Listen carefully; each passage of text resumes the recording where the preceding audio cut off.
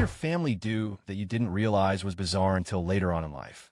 Story 1. So, my family are huge lovers of mango, and especially my dad. So when it's mango season, he'd buy a lot of mango, and would all sit around and eat mango in our underwear. So we wouldn't ruin our clothes. I thought this was normal as a kid. I even enjoyed it a lot too, but it feels pretty bizarre now. Although I think the worst part is Thad'll probably do the same thing with my kids, lol. Story 2. We don't refrigerate leftovers. Pizza goes in the oven. Turkey from Thanksgiving, oven, fast food, microwave. Now that I'm older and understand that food goes bad, I refrigerate things, but my parents still don't. I'm surprised no one's gotten seriously ill from it. Edited to add, we also were allowed to start drinking coffee at age 4. My brothers are both tall, though, so apparently it didn't stunt their growth. Story 3. At Christmas, we all give each other a set of underwear, which once you receive, you have to say, "Ooh, thank you," really loudly. Stand up. Then put the underwear on your head to show everyone. I had to have a serious conversation with my wife after her first Christmas with us. Edit forgot to add that the underwear must remain on your head, like a fancy crown, until all presents have been given out and all members of the family were wearing said crown. Story 4. Having no shame with being. At least in America, that's weird. Granted, my father was not wandering the house as he has all daughters, but my mother, 0 to give, my sister, mom, and I just have no shame in eating breakfast. Mom wanders into the kitchen naked to do her neti pot thing and trying to take a bath. Hey race mom, or sissy, trying to have a conversation. Walk into mom's bathroom, literally every door leading there wide open. Mom taking a bath stop and have a chat. Same with my sister. I've had so many bathtub conversations with my sister and mom. Also, my mom's total nonchalance about being naked around my best girlfriends. No, they weren't uncomfortable. She asked or warned them. She just wanders around naked sometimes. So now I'm just always naked in my own home. Blinds open or not, I literally just don't even notice. Being is just my inherited natural state, lol. Story 5. I thought everyone who celebrated Christmas had a whole 3-day celebration starting on December 23rd. You see, we have Ham Day, 23rd, Turkey Day, 24th, Christmas breakfast, 25th. We also get together New Year's Day to eat chops and sauerkraut. That idea isn't so weird. But the part that gets me some looks of disgust is when I mention how we pour maple syrup on the sauerkraut. Interestingly enough, my family is neither German nor Canadian on a genealogical level. We are overwhelmingly Scandinavian. Also, we live in north-central West Virginia near Pennsylvania. Story 6. My immediate family. We don't fight. There might be minor, polite disagreements, but shouting at each other arguments. Nope. When I got married later, my in-laws were constantly at each other's throats. It was so alien to me, like you actually hate each other. I couldn't cope. Story 7. We have an old microwave that is installed above the oven that hasn't worked for years. Realizing how much it costs to get it fixed, we just bought another one, and now use that one to store junk food. Story 8. When I was younger, my whole extended family, except the ones in Germany, would share a farm together and go there on the weekends. We would spend the whole day weeding, raking, other chores, and goofing off outside. And at night, we would eat only potatoes and gravy, and the men would drink beer. After that, all of us kids would go into the living room and watch VHS tapes of adult movies that were probably too inappropriate for us to be watching at that age. We would do this until 1100, while the adults talked and played games, and then we would all go home, as my grandmother and grandfather were the only people who lived there permanently. That farm has been in the family for a long time. Story 9. My mom and I are terrible people, so we would make up tragic stories about the people around us at restaurants. I went on a date with a guy once, and the food was taking forever, so I figured, let's play the stories game. Not only was he mortified, but he said, "What would your mom think if she heard you talking about people like this?" And I said, "She'd probably agree that the dad is cheating on the woman. He looks like a cheater." Story 10. Okay, so my mom was a pretty shitty parent. She didn't really teach me a lot, and I was left alone most of the time. Most of the things I learned was from my cousin because she paid her to watch me while she would go to work or be shit-faced somewhere. It never took me to amusement parks or anything. It was all my cousin. Anyways, as a kid, I firmly believed in Santa Claus, and that was because my mom didn't buy me as a kid. It was always my cousin getting me things and taking me places, and for Christmas I would always get really good things, like I would get a PS2, games I really wanted, a stereo, etc. Things I knew my mom couldn't afford. And I want to spend on me despite the fact she made at least $700 a month disability money because I am disabled. Anyways, for those reasons, I firmly believe in Santa Claus. And I remember vividly kids in middle school telling me it was my mom, and I 100 did not believe in them to the point I started crying about it. All the cool gifts were from Santa as well, by the way. All the gifts my mom would give me were socks, shirts, etc. My mom also reinforced that Santa was real. I believe in the tooth fairy for the same reason, since I get 5 every tooth I lost. Fast forward to just recently-ish, I'm 26, and I find out all the gifts from Santa were from my cousin and her mom. They would give my mom gifts for me every year, and every year my mom would take off the name tags and replace them with Santa. I even remember her telling me how specifically my cousin and aunt didn't give me any Christmas gifts while growing up. I feel like she felt inferior or something because my cousins care more about me and got me expensive gifts. When I grew out of the Santa thing, I actually believe my mom got me all those gifts and was using my disability money for them because like every year I got a ton of good stuff. It now makes a lot more sense. My cousin always knew what stuff I liked because we liked the same things. I even remember the year I got a GameCube and how whenever I'd go to her house, I'd want to play her GameCube to play Harvest Moon. And that Christmas, what game did I get with my GameCube? Harvest Moon. I never told my mom I wanted Harvest Moon. It was only my cousin that knew. So I fervently believed it was Santa that knew I wanted it through magic or whatever. Really shitty that my mom did that to my cousin and her mom. But this isn't even the shittiest thing she'd done. I could write a book how terrible a person she is. My mom would convince me to believe that I hated a food because she didn't like it. Even if it's something I've never tried, this was a normal thing for me to have a growing list of foods that I hated. It's more of a funny thing now, but thinking more about it, it's pretty weird. I've broken away and tried some things only to realize that I've been missing out. When I try a food on the bad list, I feel my mom's disapproval with each delicious bite. In case anyone wanted to see what I'm talking about, a small list looks like this: tapioca, sloppy joes, Greek yogurt, minute rice, sparkling mocktails, processed pasta sides, canned salmon, apricots, jelly beans, relish, chicken with bones, cottage cheese, green tomatoes, flavored coffee creamer, honey smacks, marshmallows only allowed for s'mores, vanilla milk, strawberry milk, whole milk, milkshakes, wheat pastas, bargain frozen vegetables, steak unless she made it for me, any juice from, concentrate, anything to do with pecans and cashews and Skittles. Story 11, my parents called doing a load of laundry as an on. Example, my mom will ask my dad to do half a Zanon if she means just put the stuff in the washer and the dryer and don't start a new load, or a full Zanon is moving everything over, folding stuff in the dryer and starting a new load. They got tired of saying all that, and it's always been a Zanon. Story 12, growing up, when my family made tacos, they always put that orange wishbone French dressing on them.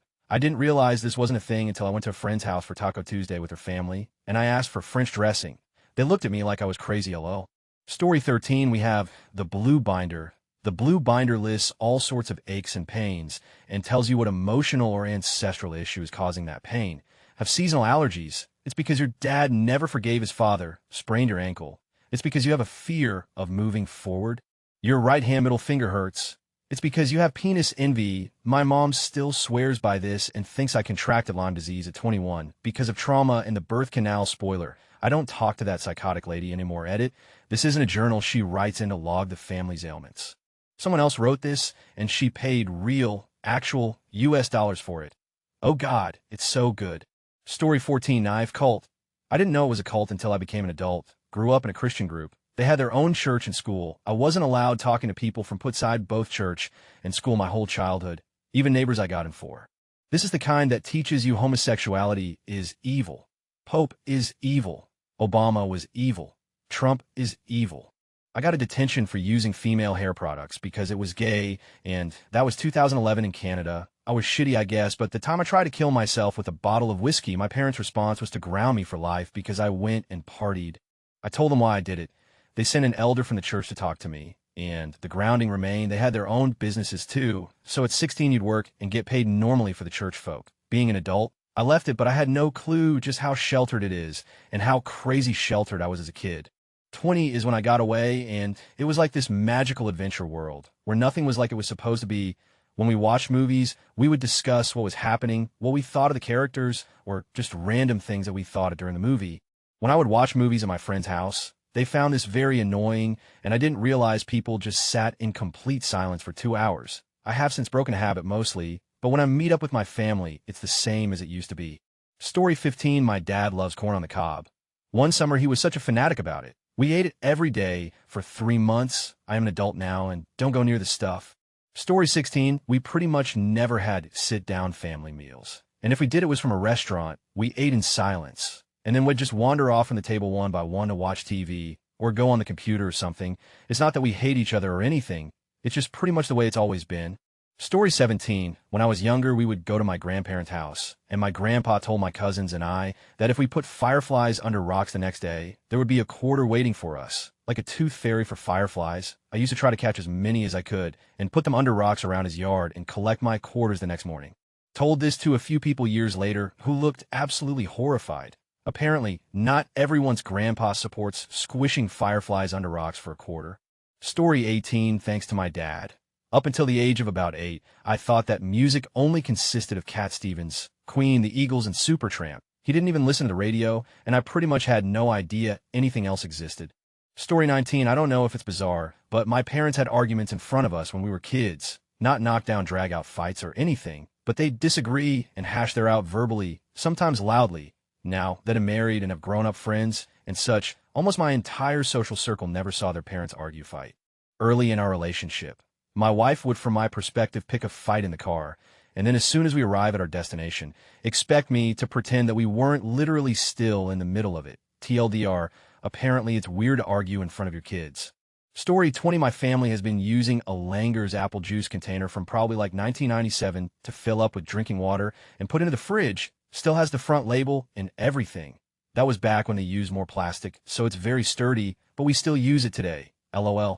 Story 21. My dad cooks green beans the following way: canned green beans only. That fresh, empty, can in a pot put 4 tablespoons of butter and a bunch of seasoned salt in a pot, boil for a while. Sir, the first time I had fresh grilled green beans, I thought that they were stale because they had texture and weren't soft enough for a newborn to eat. Story 22. My family will use each other for their own needs and argue, fight, and act like nothing happened the next day, or even a couple hours later. Apparently not a lot of families do that and still spend time together. Story 23. My father has ichthyosis. When I was a kid, I would help him remove dead skin from and apply lotion to his back. I guess I knew not everybody did this, but never realized how weird picking your dad's back and lotioning your dad seems to the outside world.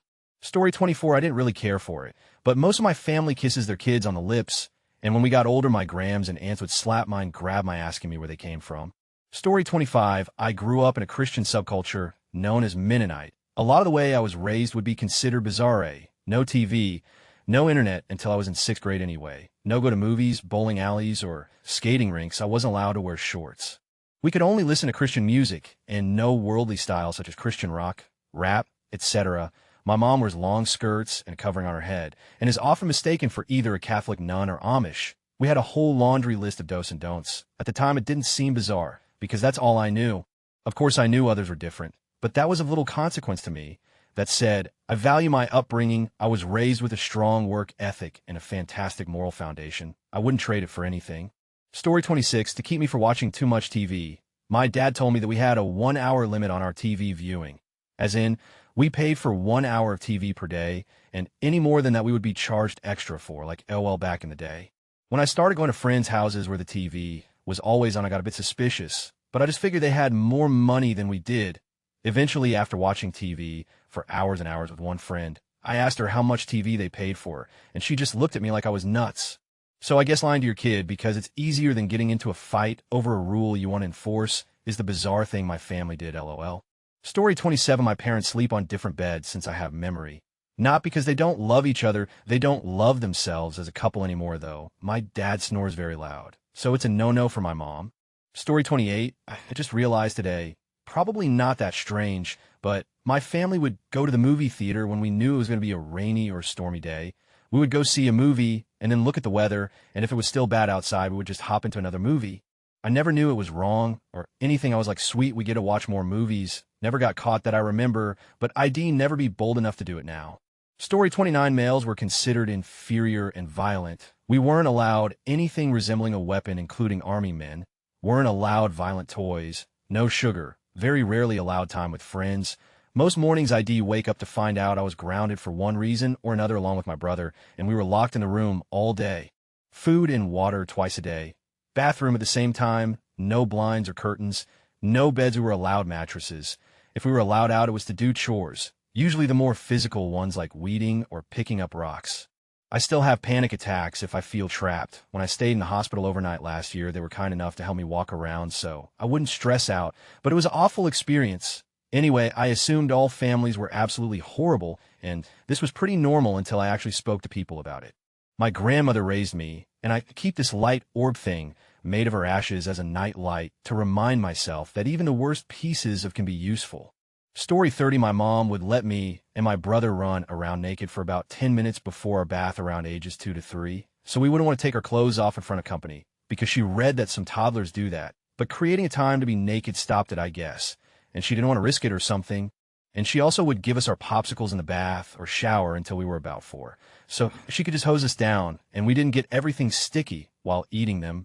Story 31. Yellow light bulbs in the outdoor fixtures. Dad said they kept the bugs away, yet the light those yellow bulbs gave off was ghastly, and there still were bugs buzzing around them. P.S. Enjoy your cake day. OPE. Story 32. Child abuse. Definitely the child abuse, and also stealing stuff from the internet. By age 12, I knew how to burn any movie, song, TV show, or game onto a CD without asking my parents to buy it for me. Story 33. Talk about. My mom and I can talk openly about it, not specifically about our own lives, but in general isn't taboo for us. It is for most people and their parents, though. Story 34. When my parents have a dispute over some random bit of trivia, they bet who is right and look it up, the price they bet on, getting to gently bite the other one's nose. Yes, I have no idea either. Story 35. I had a less than traditional upbringing due to my 2 juvenile delinquent older sisters. But despite all of that, my family has always been very full of love. Every goodbye or good night was always accompanied by "I love you." It wasn't until I started dating my now husband that I realized not all families do this. He'd get off the phone with his mom and just say bye, and I'd be shocked at the rudeness of it. He's adopted the habit with me now because I've never stopped. I've always felt loved by my parents, no matter what was going on, because of the constant effort to remind ourselves that we love one another.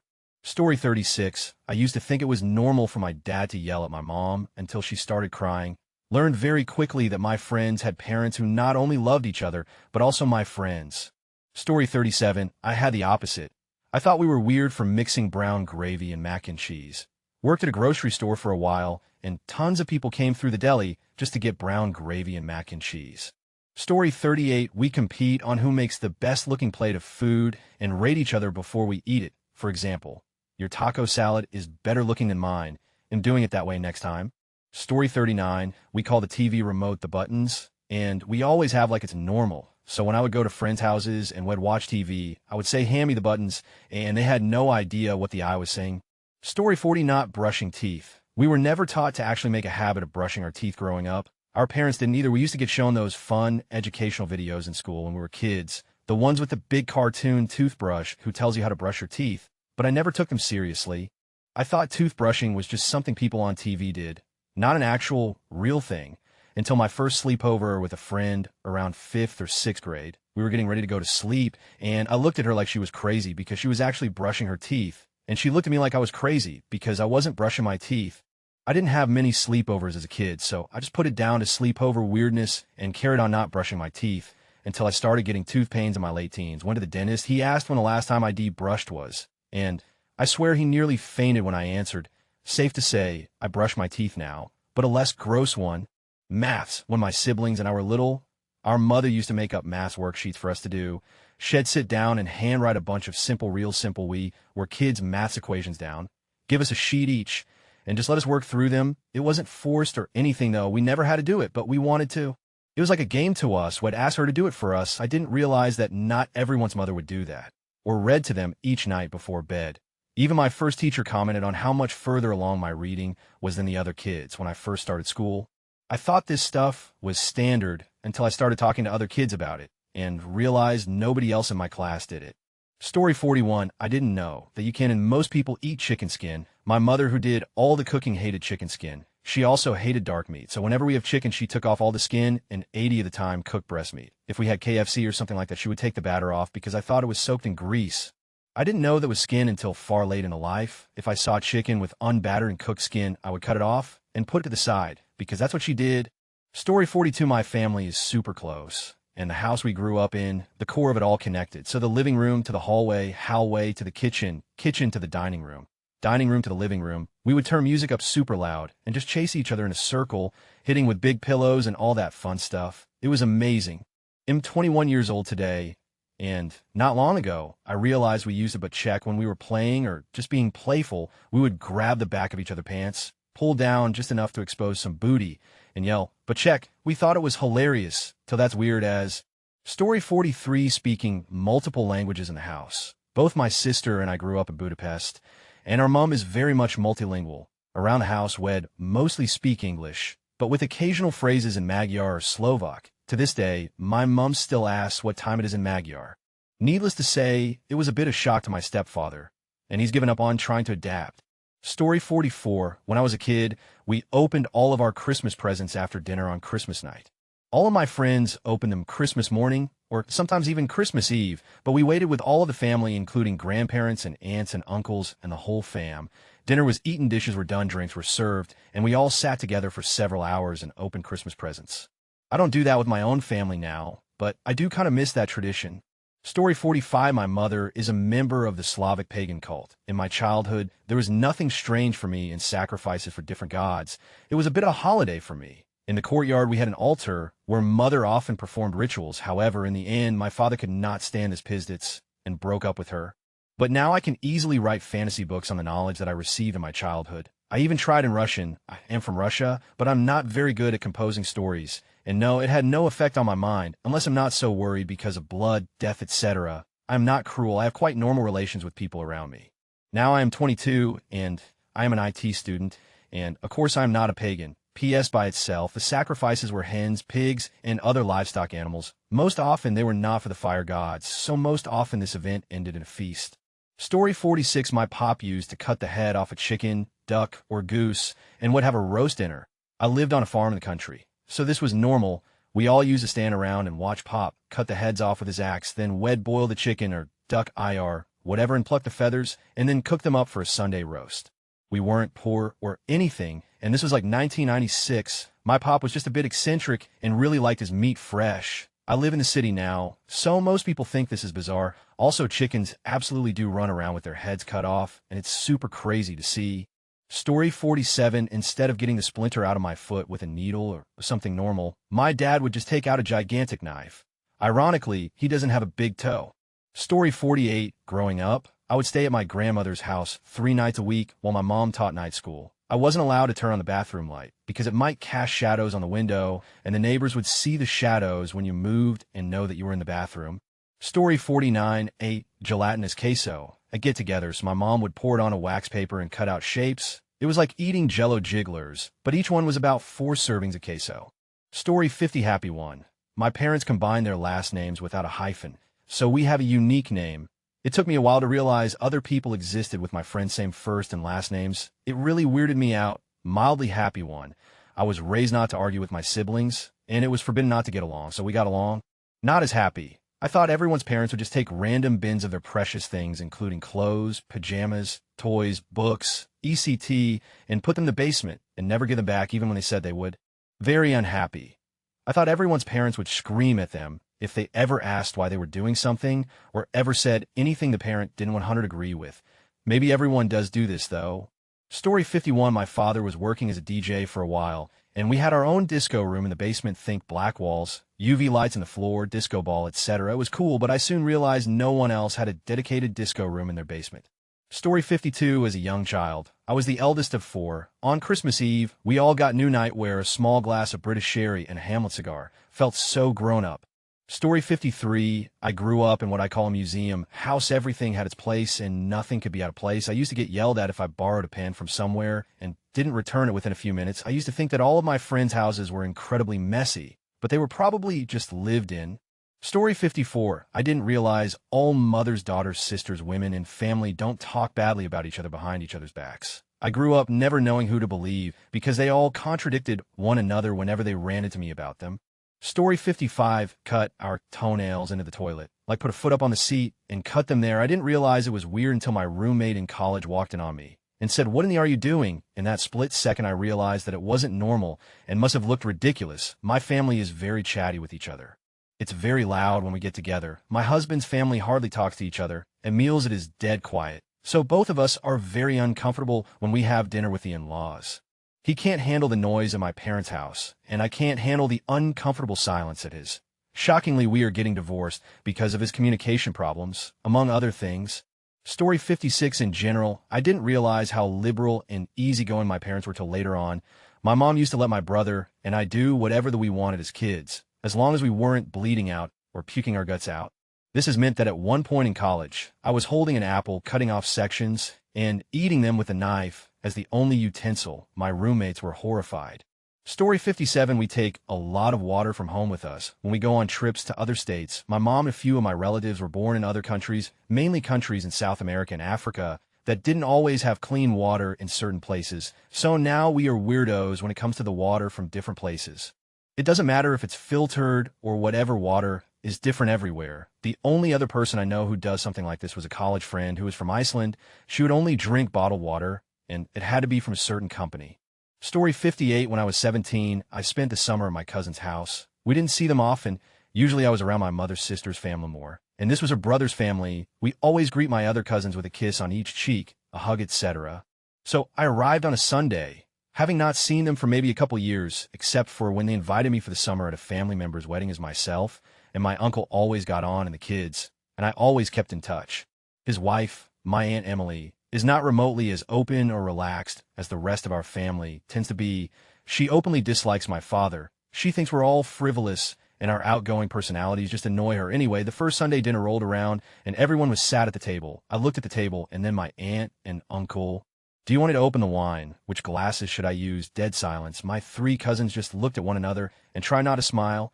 Aunt Emily looked utterly perplexed and then somewhat disgusted. You drink wine at dinner? Typical extravagance. You don't have wine with Sunday dinner. She couldn't fathom a 17-year-old having a glass of wine with Sunday dinner. Or that we would just drink wine for no reason other than it's a nice thing to do. When ID arrived and greeted everyone with a hug and a kiss on each cheek, she actually audibly groaned and rolled her eyes. I hadn't minded. Not everyone is that way, but things were starting to fall into place here. It was just always a Sunday thing at our house to have a nice meal with everyone and have some wine. I couldn't fathom that they didn't, or that this is even in any way unusual. I know now it isn't. I told my mother this on the phone, and she roared with laughter. That woman's so tight, she needs a Valium to take. She barely has a glass of wine at Christmas. I'm surprised you wanted to go. Apparently not every household is extravagant enough to have wine at dinner, which is clearly what my aunt thinks of us to this day. And no, it's not like they couldn't afford it. Their house was much bigger than ours. We just spent our money on actually enjoying life. To this day, if she's around and in meeting friends for lunch or something, she'll make some snarky remark about champagne lunches like I somehow have this mad extravagant streak. Now, whenever there are family gatherings and she's there, I make it a point to loudly say to my mother, do you want me to open the wine? Let's be extravagant. Story 59, we put everything in the fridge. Even stuff that didn't need to be refrigerated, peanut butter, fridge, canned food, fridge, coffee grounds. Better believe those go in the fridge. I didn't eat peanut butter growing up because it always destroyed my bread. Story 60, I was in middle school when I made a comment along the lines of, how you guys go to bed so early when your parents keep you up? What do you mean your parents don't yell at each other at night? What do you mean your parents don't yell at you? Story 61, Happy Cake Day. Not as the other ones, but we eat dinner at different times. Parents call my sibling down. They eat, call me down. I didn't know it was normal to have your whole family sitting at the dinner table at once. Story 62, having a glass of milk with most meals, and always with dinner. Turns out quite a few families do not do this, and only have milk with cereal or dinner on occasion. Story 63, where to start. The one bar of soap for the whole family to use. Just the soap bar, no washcloth or anything. The pudding used toilet paper in the trash instead of flushing it. We had bad plumbing apparently. I flushed TP in public restrooms, but I figured everyone threw it away in the trash at home. I spent the night at a friend's house and was made fun of for putting in their non-cover trash can. Story 64 in New Zealand. Most people will walk in public with bare feet. Gas station, bare feet. Cafe, bare feet. Mall, bare feet. McDonald's, bare feet. You get the picture. It wasn't until I visited other countries like America, Dubai, Canada, UK that I realized it wasn't really normal at all. Story 65, most kids bring home stray animals. The kids in my family brought home stray kids. This friend's parents are figuring, stay here for a bit. That friend's mom kicked them out, hey, race a blanket, and pillow while figure someplace you can go in the morning. Thought grandma always said if you ever try to hide from the police at her house, she would be the first to call them and tell them where you are. Story 66, finally, somewhere I can speak. My family did some weird stuff. We're Asian, so that makes it worse. Making me climb on the roof to get mangoes, yes. Oddly similar to another post, but yeah, would have to parkour up some trees to get there, and then get our dyed stick net thing to catch him. So yet that. Story 67. My family had corpses of deers, no skin, no head, no inner organs, just body carcass with meat on our balcony as we lived in a permafrost area, and it was better than a fridge. I still don't think it's that weird though, but normal people wouldn't agree. Edit. Another thing was flies hunting we did with my dad. He would catch a fly, tear off one of its wings, poor thing, and then we would find a spider to feed poor thing in too. I've never heard anyone else doing it, and because of that I'm not afraid of spiders and female.